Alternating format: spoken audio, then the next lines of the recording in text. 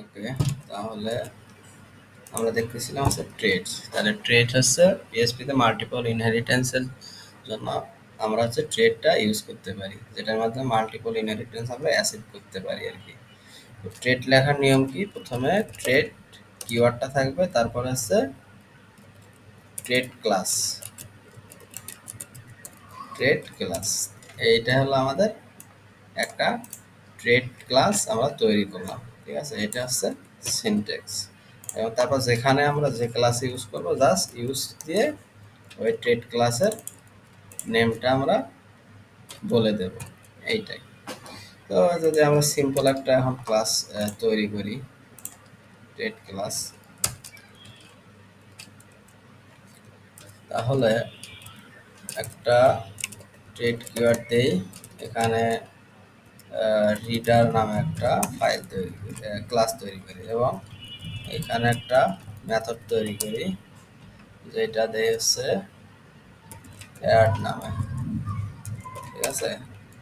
Add নামে, এবং এখানে রিটার্ন করি সিম্পল করে আমরা দিই যে this method works for addition,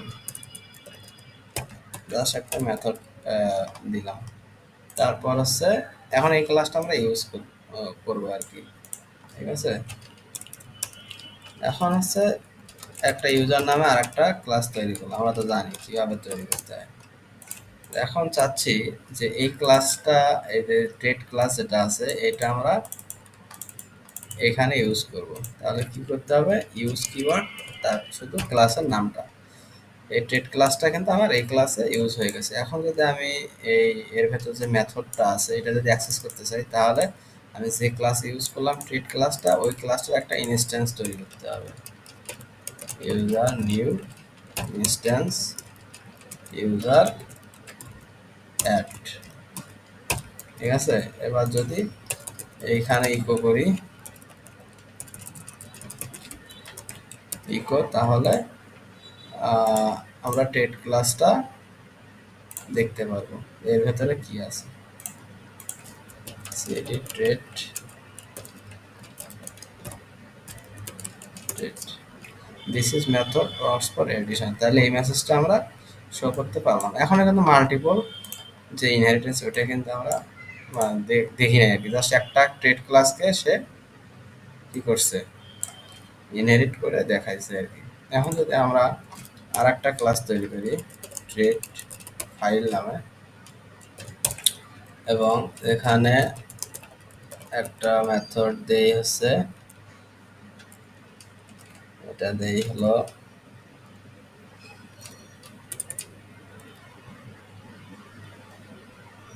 data নামে দিলাম, ঠিক আছে?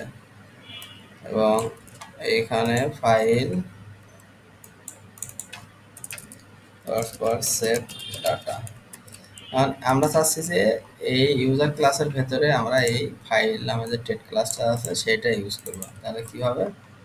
এখানে সিম্পল এই ক্লাসটা দিয়ে দিলাম, এবং ডাটা নামে যে মেথডটা আছে ওইটা এখানে কল করে দিলাম, ঠিক আছে? এবার যদি এইটাকে একটু দেখি, this is method for addition, this is method for save data, তাহলে কি হলো আমার, আমরা কিন্তু দুটা ট্রেড ক্লাসের ডাটাকে আমরা দেখতে পাচ্ছি। এখানেই হচ্ছে এটা মাল্টিপল ভাবে আমরা ইউজ করতে পারলাম। একটা ক্লাসের ডাটা, দুটা হচ্ছে ট্রেড ক্লাস, আমরা একটা ক্লাসে ইউজ করতে পারি। হ্যাঁ হ্যাঁ, ভিডিও আছে। এখন যদি আমি এটা ধরো কমা দিয়ে দিই, তাহলে কি হবে, হবে কি না দেখি। এই যে চলে আসছে। তাহলে এইভাবে আমরা কি করতে পারি, মাল্টিপল ট্রেড ক্লাস ইউজ করতে পারি। সেই কথাবার্তা এখানে বলছে আর কি। ক্লাস ট্রেড ক্লাস তৈরি করছে এবং এটা এখানে দেখাইতেছে। এই হলো ট্রেড সম্পর্কে আলোচনা। যখন আমরা লারাভেল করবো আর কি, ওইখানে দেখতে পারবো এটা। লারাভেলে বিশেষ করে এই যেমন আপনার কি বলে ইনহেরিটেন্স, তারপরে নেম স্পেস, নেম স্পেস তো আমরা দেখছি। এইটা হচ্ছে নেম স্পেসটা মানে মাস্ট বি, এটা ইউজ আছে আর কি লারাবেলে। ঠিক আছে, এটা হচ্ছে লাগাই। এই হচ্ছে আমাদের ট্রেটের আলোচনা। আর হচ্ছে এখানে তো ওপির মোটামুটি এগুলো আলোচনা করা হয়েছে। এখন এমনিতে কারো কোনো মানে কনফিউশন বা অন্য কোনো বিষয়ে কোশ্চেন আছে কিনা, বা প্র্যাকটিস কেমন হচ্ছে, পরবর্তীতে লারাবেল শুরু করা যাবে কিনা, বা আরো সময়।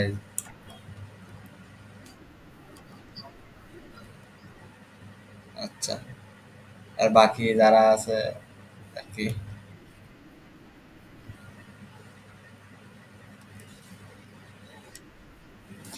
বা আমি চাচ্ছিলাম হচ্ছে গত ক্লাসে বলছিলাম যে ডাটাবেস নিয়ে একটু আলোচনা করার জন্য আর কি। জয়েন কোয়েরি গুলা, তারপর হচ্ছে ইয়া কোয়েরি যেগুলো আছে, মোটামুটি বেসিক যেগুলো আছে আর কি, সিলেক্ট সিলেক্ট কিভাবে করে জয়েন কোয়েরি গুলো, এগুলা মোটামুটি একটা আলোচনা করছিলাম। ফাহিম ভাই আছেন?